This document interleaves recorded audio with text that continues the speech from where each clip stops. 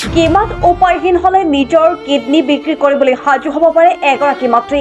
কামাখ্যা মন্দিৰত এগছি বন্তি আগবঢ়াই পেলাই মই এইটোৱে এৰিছোঁ।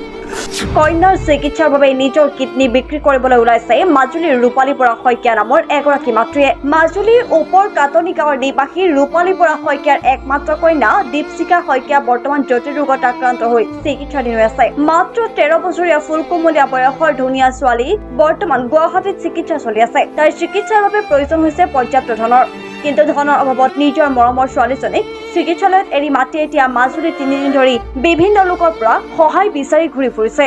উপায়হীন হৈ নিজৰ কিডনী বিক্ৰী কৰিবলৈ সাজু হৈছে মাতৃগৰাকী।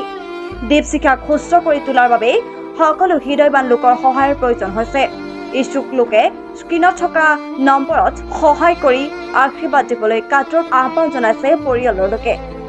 মই এইটোৱে এৰিছোঁ স্বাগত নাৰ্ছিং হোমৰ ICU এখন বিচনাত, কিন্তু কেনেদৰে মই তাইক তাত এইটোৱে এৰিছোঁ ডক্তৰ নাৰ্ছৰ ওচৰত ভগৱান বুলি ভাবিয়ে মই কামাখ্যা মন্দিৰত এগছি বন্তি আগবঢ়াই পেলাই মই এইটোৱে এৰিছোঁ।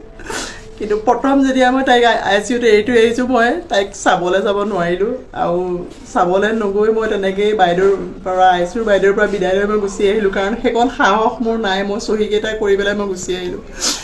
আহি মই আধা ৰাস্তাৰ পৰা আকৌ উভতি গ'লোঁ, গৈ ছাৰ তাত মোক এটেণ্ডেঞ্চ বিচাৰিলে। এটেণ্ডেঞ্চ বিচৰাৰ পিছত মই তাইক চাবলৈ গ'লোঁ, তাই শুই আছে।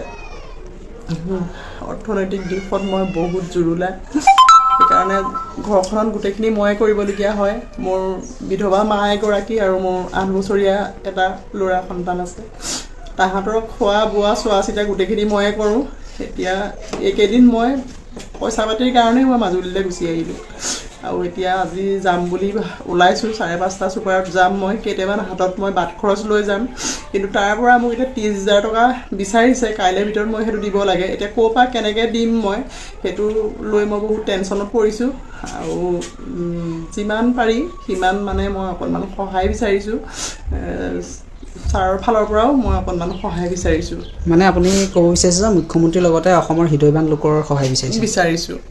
যে যেনেকৈ পাৰে তেনেদৰে মোক যাতে সহায় কৰি মোৰ 13 বছৰীয়া কণমানিজনী মই ICUৰ পৰা যাতে মই উলিয়াই তাইক আকৌ মই অলপ দিন ৰাখি সুস্থ কৰি তাইক মই আগবঢ়াই নিব পাৰোঁ।